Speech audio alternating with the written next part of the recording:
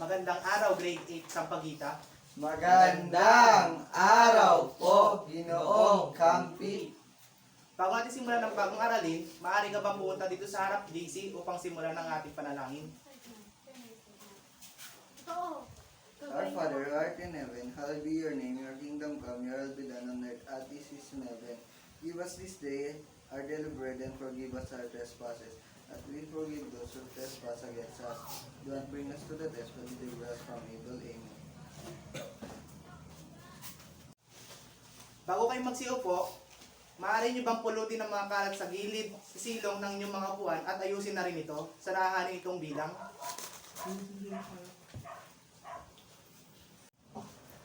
Meron bang lumiban sa ating klase ngayong araw? Wala po. Magaling. Kung gayon, sino naman ang nakakaalala ng huli natin tinalakay noong nakaraang araw?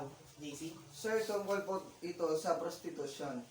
Sino naman makakapagsabi sa akin ng definisyon ng prostitusyon? Sir, Kenneth?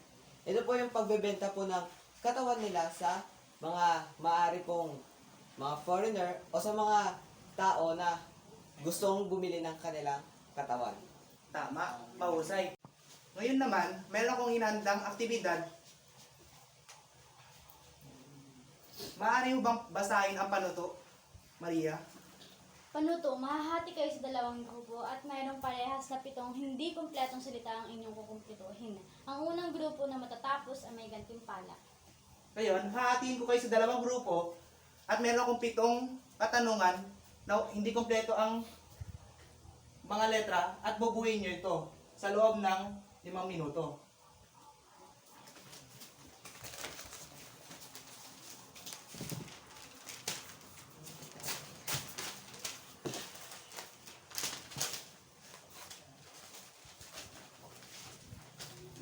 Tapos na ba, class? Sir, tapos na. Maaari nyo nang ipasa ang inyong mga papel.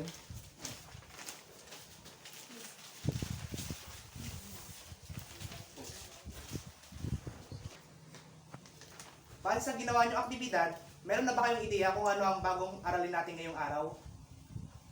Krasnodar.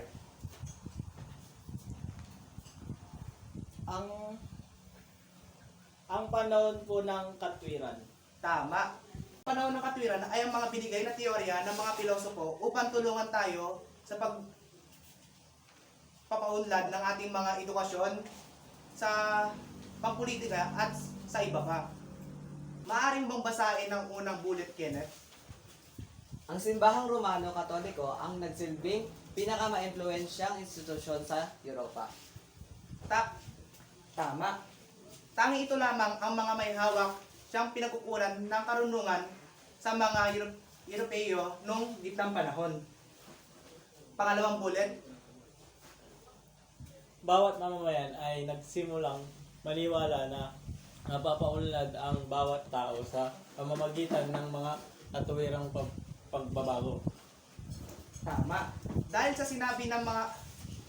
Dahil sa mga katwirang sinabi ng mga pilosopo ay nabigyan ng bagong ideya ang mga mamamayan upang mas lalo pang umunlad ang bawat tao. Ang pangatlong bullet naman, KR. Sila'y nahikayat rin unawain ang kanilang kapaligiran sa pamamagitan ng mga dikurso at obserbisasyon. Ang mga tunggaliang ito ng ideya ang nagbunsod sa pagsubong ng modernong kasaysayan. Maraming salamat. Dahil sila ay naikayat, inaral at nag-obserba ng mga ideya, dito umusbong ang mga modernong kasaysayan. So dumako naman tayo sa mga taong nagbigay ng mga kanilang ideya. Ang una naman is si Galileo. Sinong gustong magbasa? Paul. Isa siya sa mga pilosopong nanguna sa panahon ng kaliwanagan na pumunta sa kasakiman ng monarkiya noon at lumaban para sa karapatang pantao. Si Galileo naman, isa siya sa mga nanguna upang ipaglaban ang karapatan ng pantao. At ang pangalawa, maaari mong basahin, Justin. Naniniwala siyang kayang mapaunlad ng tao ang kanilang estado sa lipunan gamit ang kanilang mga kaalaman. Si Isaac Newton naman, naniniwala na magbabago natin ang estado natin sa lipunan gamit ang ating kaalaman. Ang pangatlo,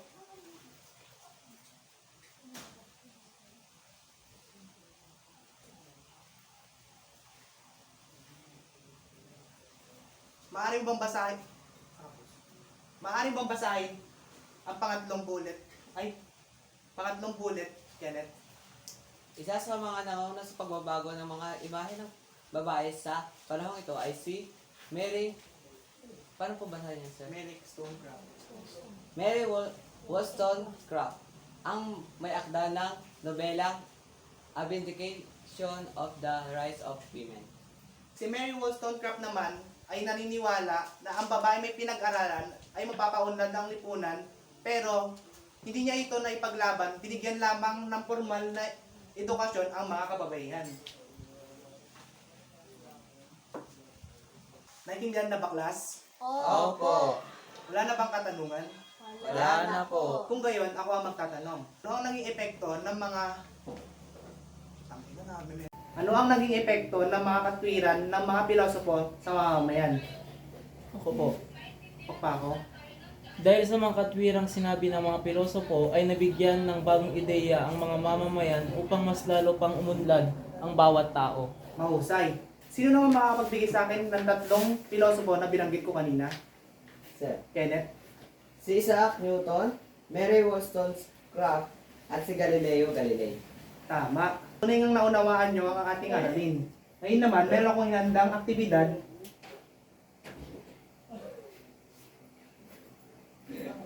Maaari niyo bang basahin ng panuto? Kenneth? Gagawa ng Venn diagram ukol sa pagkakaparehas at pagkakaiba ng paniniwala ng mga pilosopo na nabanggit sa ating talakayan. Bibigyan ko kayo lamang ng 5 minuto upang tapusin ang Venn diagram.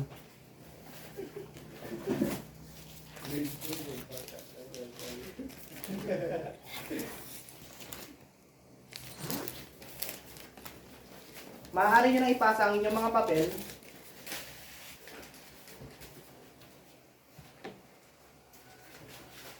Dahil naintindihan nyo ang ating aralin, sa tingin ko ay marami kayong masasagot sa ating pagsusulit. At ito ang ating pagsusulit. Maaari mo basahin ang panuto, Aidan. Ibigay ang mga naiambag ng mga sumusunod. Bibigyan ko kayo lamang ng 5 minuto upang tapusin ang pagsusulit na ito.